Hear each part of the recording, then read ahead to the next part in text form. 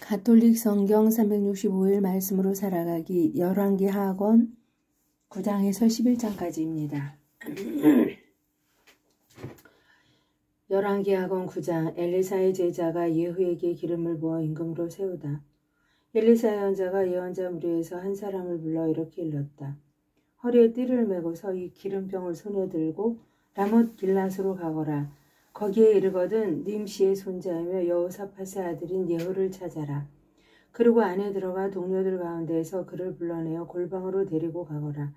그런 다음에 기름병을 들고 그의 머리 위에 기름을 부으며 말하여라. 주님께서 이렇게 말씀하셨습니다.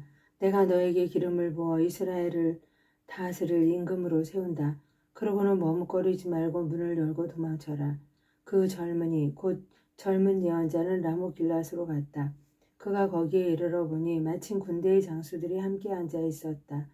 그는 장군님께 드릴 말씀이 있습니다 하고 말하였다. 예후가 도대체 우리 가운데 누구 말인가 하고 묻자 그가 대답하였다. 바로 장군님입니다. 예후가 일어나서 집 안으로 들어가니 젊은 예언자는 그의 머리에 기름을 붓고 말하였다. 주 이스라엘의 하나님께서 이렇게 말씀하셨습니다. 내가 너에게 기름을 부어 주님의 백성 이스라엘을 다스릴 임금으로 세운다. 너는 너의 죽은 아합의 집안을 쳐야 한다. 그래서 내가 이세벨의 손에 죽은 나의 종 예언자들 뿐 아니라 주님의 모든 종의 피를 갚게 해야 한다. 그러면 아합의 온 집안이 망할 것이다. 내가 아합 집안에 딸린 사내는 종이든 자유인이든 이스라엘에서 잘라버리겠다.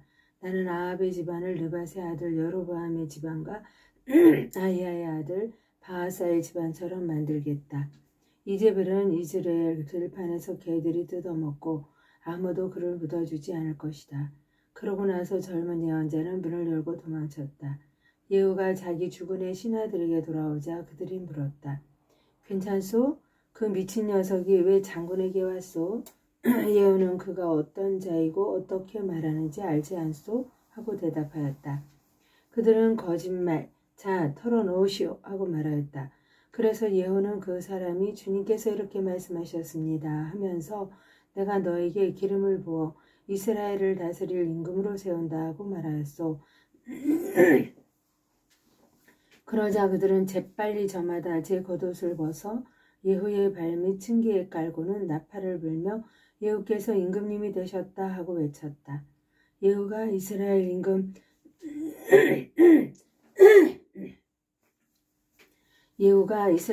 요람을 죽이다. 님시의 손자이며 여호사밧의 아들인 예후는 요람을 칠 계획을 꾸몄다. 그때 요람은 이스라엘 정군을 이끌고 아람 임금 하자엘에게 맞서서 라못 길앗을 지키고 있었다. 그런데 요람 임금은 아람 임금 하자엘과 싸울 때 아람인들에게 입은 부상을 치료하려고 이즈라엘로 돌아가 있었다. 예후가 말하였다. 이것이 그대들의 뜻이라면 아무도 이 성읍을 빠져나가 이즈라엘의 소식을 알리러 가지 못하게 하시오. 그러고 나서 예후는 번거를 타고 이즈라엘로 갔다. 그때 이즈라엘에는 요람이 알아 누워 있었고 유다 임금 아하지야가 요람을 보러 내려와 있었다. 이즈라엘의 탑에 서 있던 파수병이 예후의 부대가 오는 것을 보고 웬 부대가 보입니다 하고 보고하였다. 요람은 기병을 하나 뽑아보내어 그들을 만나 평안한지 묻게 하여라 하고 일렀다. 기마병이 나가서 예후를 만나 평안하시냐고 임금님께 물으십니다 하자 예후는 평안하건 안 하건 너와 무슨 상관이냐? 돌아서서 내 뒤나 따라라 하고 일렀다. 파수병이 보고하였다. 전령이 그들에게 다다르긴 하였지만 돌아오지 않습니다. 그래서 임금이 다시 두 번째 기마병을 보냈다. 그도 그들에게 가서 평안하시냐고 임금님께서 물으십니다 하자 예후는 평안하건 안 하건 너와 무슨 상관이냐? 돌아서서 내 뒤나 따라라 하고 일렀다. 그러자 파수병이 또 보고하였다. 그 역시 그들에게 다다르긴 하였지만 돌아오지 않습니다.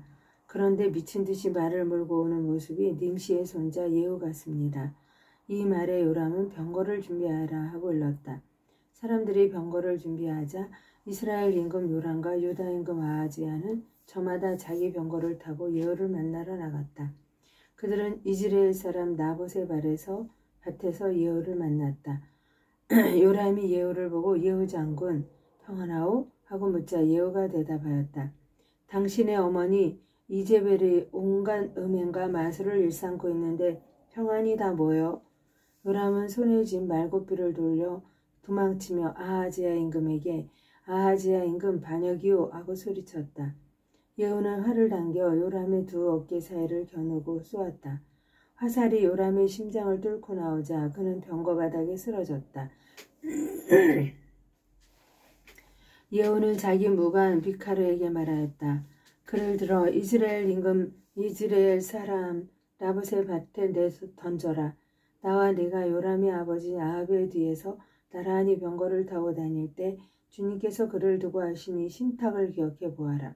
나는 어제 나봇의 피와 그 아들들의 피를 분명히 보았다. 주님의 말이다. 내가 바로 이 밭에서 너에게 그대로 갚을 것이다. 주님의 말이다. 그러니 주님의 말씀대로 이제 그를 들어 그 밭에 내 던져라. 예후가 유다 임금 아하지야를 죽이다. 유다 임금 아하지야는 그것을 보고 간 길로 도망쳤다. 예후는 그의 뒤를 쫓으며 저자도 쏘아라 하고 일렀다. 병사들은 병거를 타고 가는 아하지야를 이블로한 근처의 구루 오르막길에서 쏘았다. 아하지야는 무깃도로 도망쳤으나 거기에서 죽었다. 그의 신하들이 그를 병거에 실어 예루살렘으로 옮겨다가 다윗성에 있는 무덤에 그의 조상들과 함께 묻었다. 아합의 아들 요압 제4 11년에 아하지야가 유다 임금이 되었다. 예후가 이제벨을 죽이다. 예후가 이즈레엘에 이르렀을 때 이제벨은 소식을 듣고 눈화장을 하고 머리를 꾸민 다음 창문으로 내려다보고 있었다. 예후가 문에 들어서자 이제벨이 말하였다. 자기 주군을 죽인 지물이 같은 자야 평안하냐? 그러자 예후가 창문을 쳐다보며 말하였다. 거기 누가 내 편이냐? 누구 없느냐? 그러자 넷이 두세 명이 그를 내려다보았다. 예후가 그 여자를 아래로 내던져라 하고 일렀다.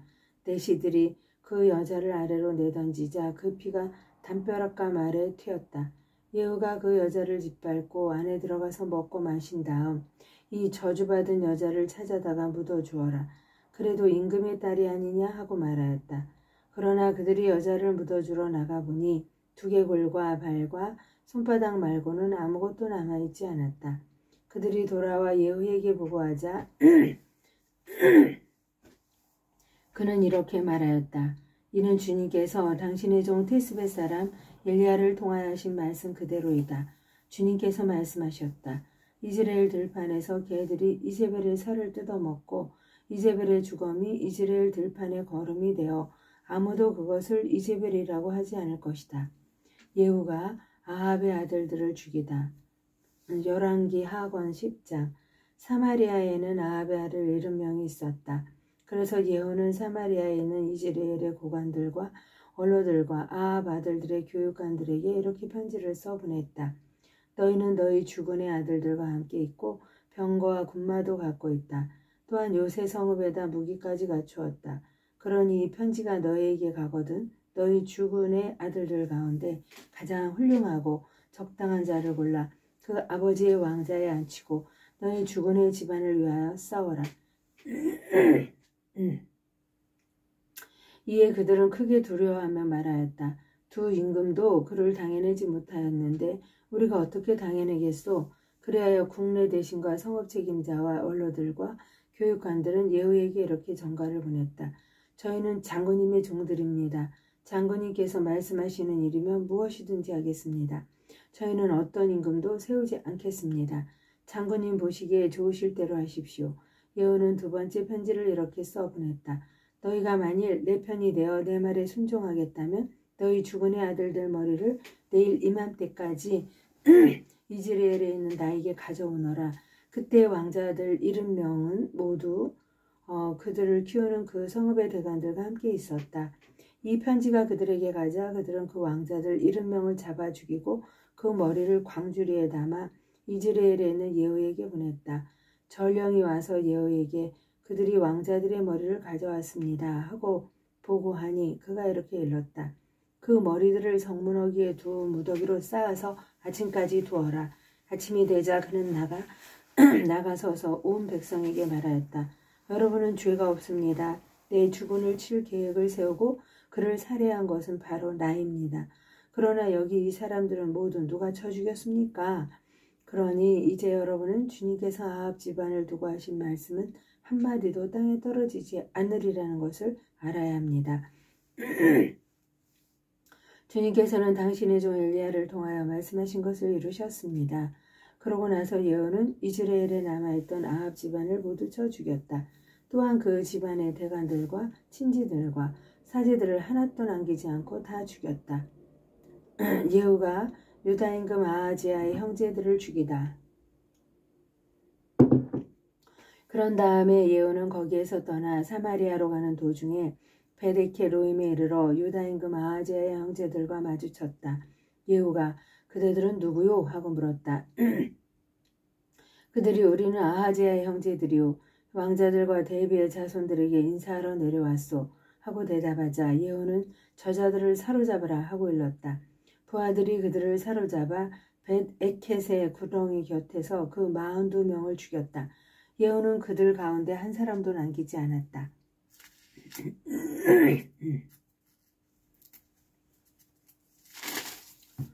예후와 여호나답. 예후가 다시 그곳을 떠나서 가다가 자기를 맞으러 나온 레캅의 아들 여호나답을 만났다. 예후는 그에게 인사한 다음 내 마음이 그대 마음과 함께하듯 그대 마음도 그러하오? 하고 물었다.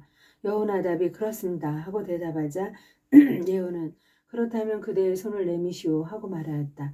여호나답이 손을 내밀자 예후는 그를 자기 병거에 태웠다. 그러고는 말하였다. 함께 가서 주님에 대한 나의 열성이 어떠한지 보시오.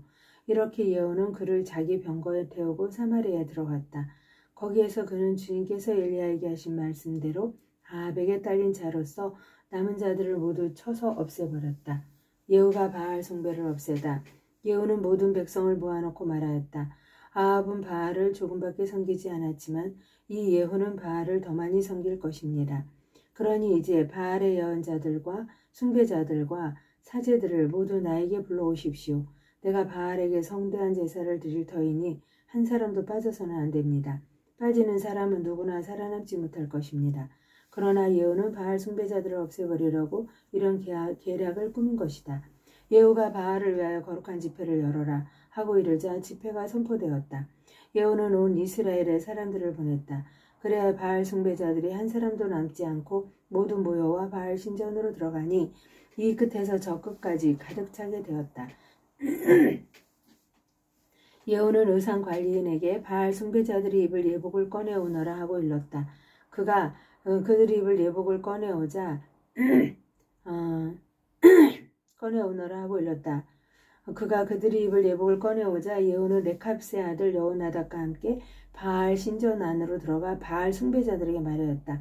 여기 여러분 가운데 주님 숭배자들이 들어있지 않나 살펴보십시오. 이곳에는 바알 숭배자들만 있어야 합니다. 그런 다음에 그들이 희생제물과 번제물을 드리려고 안으로 들어갔을 때 밖에서는 예후가 군사 80명을 배치하고 그들에게 일렀다. 내가 너희 손에 넘겨주는 이 자들 가운데 하나라도 빠져나가게 하는 사람은 대신 목숨을 잃을 것이다. 예후는 번제물을 다 드리고 호위병들과 무관들에게 안으로 들어가서 하나도 살아나가지 못하게 다 쳐라 하고 일렀다. 그리하여 호위병들과 무관들이 그들을 칼로 쳐서 밖으로 내 던졌다. 그러고는 바알 신전의 성체까지 들어가 바알 신전의 기념 기둥들을 뽑아 불에 태웠다. 또 바알의 기념 기둥을 부수고 바알의 신전을 허물어 뒷간으로 만들었는데 그것이 오늘날까지 그대로 남아있다. 예후의 죄. 이렇게 하여 예후는 이스라엘에서 바알을 없애버렸다. 그러나 예후는 이스라엘을 죄짓게 한 느밧의 아들 여로보암의 죄 곧 베탈과 단에 있는 금송아지 숭배에서는 돌아서지 않았다. 주님께서 예후에게 말씀하셨다. 네가 내 눈에 드는 옳은 일을 하였으니 참 잘하였다. 내가 마음에 품은 그대로 아합 집안의 일을 처리하였다. 그러므로 너의 4대 자손까지 이스라엘의 왕자에 앉을 것이다. 그러나 예후는 마음을 다하여 주 이스라엘의 하느님의 율법에 따라 걷는 일에 충실하지 않았다. 그는 이스라엘을 죄짓게 한 예로보암의 죄에서는 돌아서지 않았던 것이다. 예후의 마지막 그때 주님께서는 이스라엘을 조금씩 찢어내기 시작하였다. 하자엘이 이스라엘의 온 영토를 공격하였다. 그는 요르단강 동쪽 갓 사람들과 르우벳 사람들과 므낫세 사람들이 사는 길랏의 모든 땅, 곧 아르논강 곁에 있는 아로에르에서 길랏과 바산에 이르는 지역을 공격하였던 것이다. 예후의 나머지 행적과 그가 한 모든 일과 그의 모든 무용에 관한 것은 이스라엘 임금들의 실록에 쓰여 있지 않은가? 예후는 자기 조상들과 함께 잠들어 사마리아에 묻히고 그의 아들 여호아하즈가 그들을 이어 임금이 되었다. 예후가 사마리아에서 이스라엘을 다스린 기간은 28해이다. 열왕기 하권 11장 아탈랴의 유다 통치. 아하지야의 어머니 아탈랴는 자기 아들이 죽은 것을 보고서는 왕족을 다 죽이기 시작하였다. 그러자 요람 임금의 딸이며 아하지야의 누인 여호세바가 살해될 왕자들 가운데에서 아하지야의 아들 요아스를 아탈랴 몰래 빼내어 유모와 함께 침실에 숨겨두었으므로 요아스가 죽음을 면하게 되었다. 아탈랴가 나라를 다스리는 6해 동안 요아스는 유모와 함께 주님의 집에 숨어 지냈다. 7년째 되던 해에 여호야다가 사람을 보내어 카리 사람 백인 대장들과 호위병 백인 대장들을 데려다가 자기가 있는 주님의 집으로 들어오게 하였다. 그는 그들과 계약을 맺고 주님의 집에서 맹세하게 한 다음 왕자를 보여주었다. 그러고는 이렇게 명령하였다. 그대들이 할 일은 이렇소.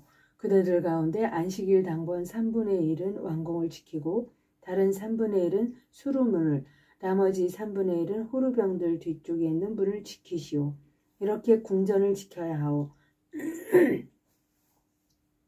그 다음에 안식일 비번인 2 부대는 모두 임금님을 위하여 주님의 집을 지키시오.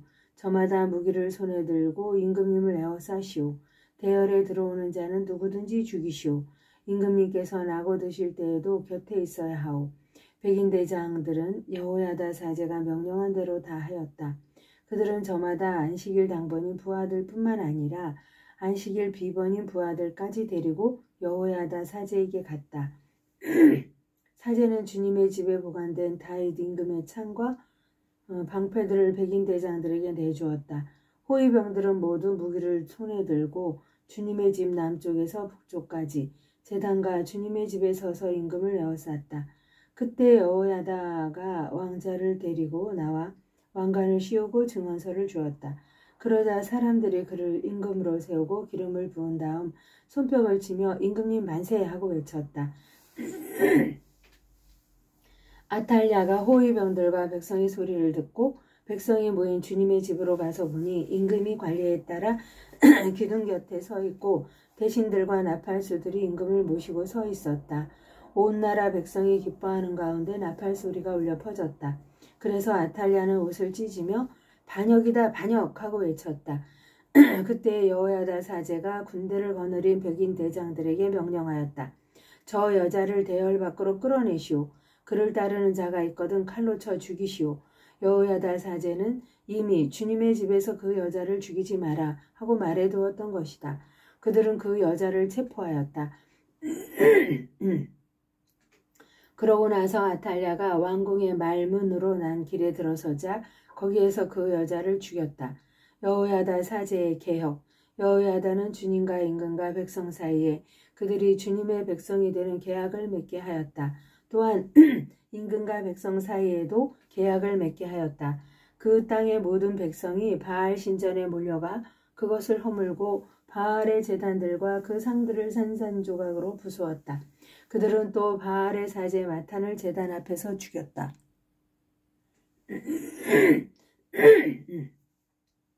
여호야다 사제는 주님의 집에 감독을 세웠다. 그런 다음에 백인 대장들과 카리 사람들과 호위병들과 온 나라 백성을 데려왔다.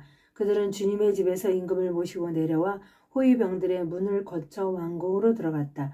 거기에서 임금이 왕자에 앉자 온 나라 백성이 기뻐하였다. 아탈랴가 왕궁에서 칼에 맞아 죽은 뒤로 도성은 평온해졌다. 하느님의 영광을 위하여 성모님과 함께 감사드리며 봉헌하나이다.